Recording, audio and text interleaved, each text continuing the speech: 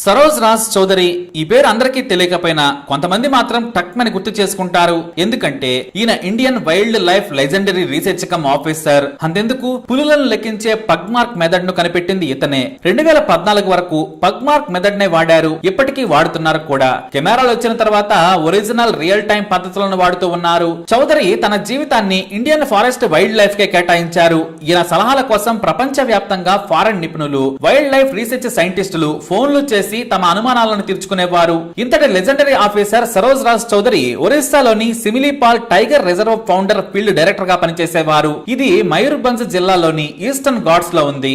ఆ సమయంలో అడవికి దగ్గరగా సరైన విద్యుత్ సదుపాయం లేకున్నా జాష్పూర్ గెస్ట్ హౌస్ లోనే ఉండేవారు. అది ఆయనకు అఫీషియల్ బంగ్లాగా మారింది. ఈయన్ను మార్చే అధికారి ఉండేవారు కాదు. చౌదరి దగ్గర భయంకరమైన హైనా నుంచి మొసలి, ఒక కోతి, కుక్కతో పాటు ఇతర జీవులు ఆయన బంగ్లాలోనే నివసించేవి. ఇక ఆయనకు అత్యంత ఇష్టమైన జంతువు తనకొక్క బ్లాకీ. అది పులిలాగా ఉండేది. అయితే ఆ బ్లాకీకి ఒక రోజు ఫ్రెండ్ వచ్చింది.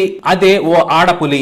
ఆడపులి ఇంటికి ఎలా చేరిందంటే అక్టోబర్ 5, 1974లో కరియా నది పక్కన ఉండే గిరిజనులు దట్టమైన అడవిలో తేనె తీస్తూ ఉన్నారు. అందరూ చెట్లపైనే ఉన్నారు. సడన్ గా ఓ పులి తన 3 పిల్లలతో తిరుగుతూ కనిపించింది. పులిని చూసిన గిరిజనులు చప్పుడు చేయకుండా చెట్లపైనే ఉన్నారు. కానీ మనిషి వాసనను పులి సులభంగా కనిపెట్టగలదు. అందుకే అక్కడి నుంచి కదల్లేదు. దీంతో చేసేది లేక కేకలు పెడుతూ తమ చేతిలో ఉన్న ప్లేట్స్ ను చరుస్తూ పులిని బెదరగొట్టారు. పులి వేగంగా వెళ్లిపోయింది. అయితే ఒక పులిపిల్ల మాత్రం తల్లితో పాటు పరిగెత్తలేక నదీ తీరం పైకి ఎక్కలేక అక్కడే ఉండిపోయింది. దీంతో అలాగే వదిలేస్తే హైనాలు తింటాయని గిరిజనులు భయపడ్డారు. తల్లి పులి లేకుంటే అంతే సంగతులు. హైనాలు చుట్టుముట్టాయంటే వెంటనే చంపేసి తింటాయి. అంతెందుకు అడవి తోడేళ్లు కూడా చంపేస్తాయి. దీంతో ఆ 3 నెలల పులిపిల్లను సంచిలో వేసుకుని గిరిజనులు చౌదరి ఇంటికి వచ్చారు. తమకు దొరికిందని జరిగిన విషయం తెలిపారు. అది ఆడ పులిపిల్ల. దీనిని అడవిలో వదిలేస్తే దాని ప్రాణాలకే ప్రమాదం. ఏం చేయాలని ఆలోచించి తన దగ్గరే ఉంచుకున్నారు ఆయన. ఎందుకంటే పులుల ప్రవర్తన మీద ఆయన 25 ఏళ్లుగా రీసెర్చ్ చేశారు. చిన్నప్పటి నుంచి వాటిని పద్ధతిగా పెంచితే తమతో పాటే ఉంటాయని భావించి పెంచడం మొదలు పెట్టారు. దానికి రక్షణగా తన కుక్క బ్లాకీని ఉంచారు. పులిని తన సొంత కూతురిలా పెంచడం మొదలు పెట్టారు ఆయన. ఆయనకు తోడుగా తన బాబాయ్ కూతురు నిహార్ నళిని వచ్చారు. సోదరితో కలిసి ఆయన ఉండేవారు. ఆ తర్వాత పెద్దవుతుంటే నళిని చేత్తో తినిపిస్తే తప్ప తినేది కాదు ఆ పులి. మొదట పాల పౌడర్ లో నీళ్లు కలిపి తాపించేవారు. పెద్దవుతుంటే మాంసం అలవాటు చేశారు ఆయన.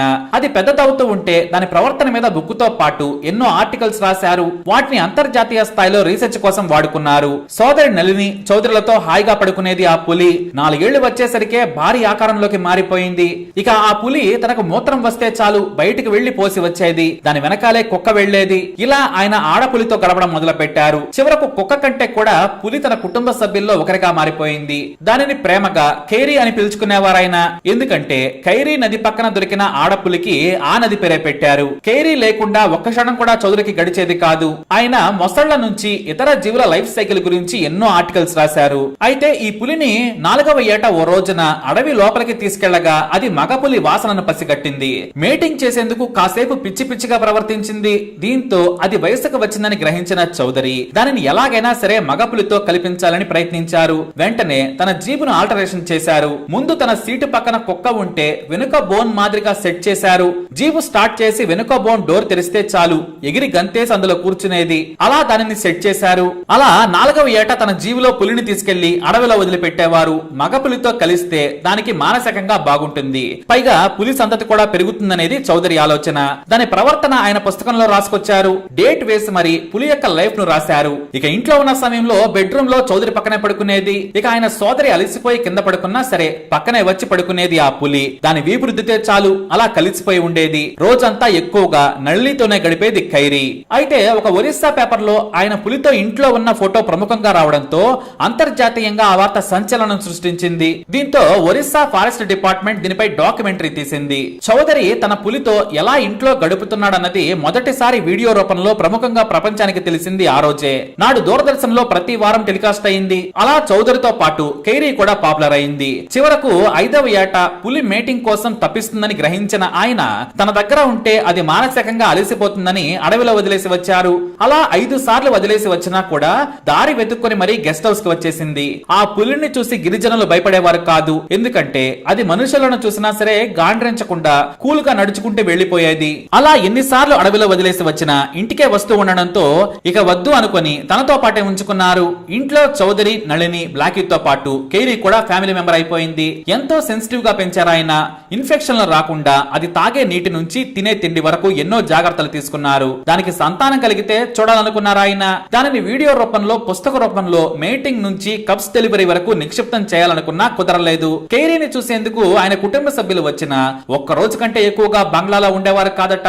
ఎందుకంటే పులి తన పంజాను చౌదరి ఛాతి మీద వేసి పడుకుంటేనే వీరి గుండె ఆగిపోయేదట. గజగజ వణికిపోయేవారట.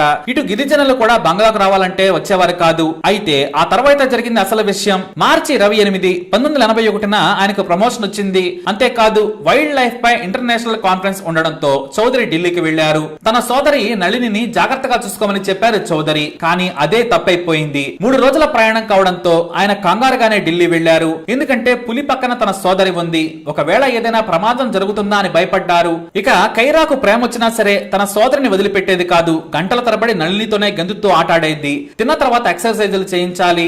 అందుకే ఆయన భయంగానే వెళ్లారు. అయితే సరిగ్గా చౌదరి ఢిల్లీలో ఉన్న సమయంలో ఒక పిచ్చి కుక్క ఇంట్లోకి చొరబడింది. కుక్క భయానికి తన కుక్క బ్లాకీని తీసుకుని గదిలోకి వెళ్లిపోయింది నళిని. కానీ గదిలో ఉన్న కైరా మీద పిచ్చి కుక్క దాడి చేసింది. పులి కూడా కుక్కను పంజాతో కొట్టింది. కానీ ఆ పాటికే 4 చోట్ల కరిచింది. దీంతో చివరకు తన కుక్కను వదిలిపెట్టడంతో భయపడి ఆ పిచ్చి కుక్క పారిపోయింది. కానీ అప్పటికే 4 చోట్ల కరవడంతో రక్తం బయటకు వచ్చింది. పసుపు రాసి కట్టింది నళిని. ఇక్కడే మరో తప్పు కూడా జరిగింది. చౌదరి వచ్చే సమయం వరకు యాంటీ రాబిస్ వ్యాక్సిన్ వేయించలేదు. అప్పటికే 3 రోజులు గడిచిపోయింది. ఆ తర్వాత చౌదరి వచ్చి గాయాలను చూసి కంగారు పడి డాక్టర్లను పిలిపించి వ్యాక్సిన్ వేయించారు. అయినా సరే వారం తర్వాత రాబిస్ బారిన పడింది ఆ పులి. అంతర్జాతీయ డాక్టర్ల సలహాలతో వైద్యం చేయించినా బ్రతకలేదు. అప్పటికే కైరా వయసు 7 ఏళ్లు. అది చనిపోయిన రోజు నళిని చౌదరియే కాదు బ్లాకీ కూడా నీళ్లు తాగలేదు. దానికి ఘనంగా అంత్యక్రియలు చేశారు. ఆ రోజు నుంచి ఆయన మానసికంగా కుంగిపోయారు. మనిషి కంటే ఎంతో విలువైన కన్నబిడ్డ లాంటి పులిని తాను నిర్లక్ష్యంతో పోగొట్టుకున్నానని బాధపడ్డారు. నళిని తన అన్నయ్యను పట్టుకుని క్షమించమని కన్నీరు మున్నీరైంది. జాతీయ స్థాయిలో కైరా మరణం సంచలనంగా మారింది.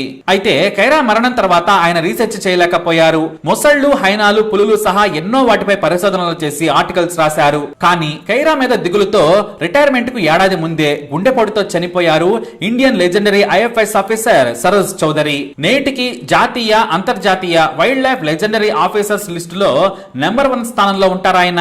చనిపోయిన తర్వాత కేంద్రం ఆయన వైల్డ్ లైఫ్ సేవలకు గాను పద్మ విభూషణ్ తో సత్కరించింది. ఒక ఆడపులికి చౌదరితో పాటు ఆయన సోదరికి ఉన్న సంబంధం ప్రపంచంలో ఎక్కడా లేదు. రేరెస్ట్ అంటే ఫైనెస్ట్ రిలేషన్ ఇన్ హ్యూమన్ హిస్టరీగా రికార్డుకెక్కింది. ఎందుకంటే ఎన్నో పులులతో ఎంతో మంది సావాసం చేస్తున్నారు. కానీ వాటికి రూల్స్ ఉన్నాయి. కైరాకు ఏ రూల్స్ లేవు. ఇంట్లో పని మనిషిలా బ్రతికేది. సరోజ్ చౌదరి ఆడపులి మీద ఉన్న డాక్యుమెంటరీ యూట్యూబ్ లో కూడా ఉంది. మీరు సైతం చూసి నాటి వారి బంధాన్ని చూసి ఎంజాయ్ చేయొచ్చు. మరి ఈ ఇన్ఫర్మేషన్ మీకు నచ్చినట్లయితే తప్పకుండా వీడియోని లైక్ చేయండి, షేర్ చేయండి, మా ఛానల్ ని సబ్స్క్రైబ్ చేసుకోండి.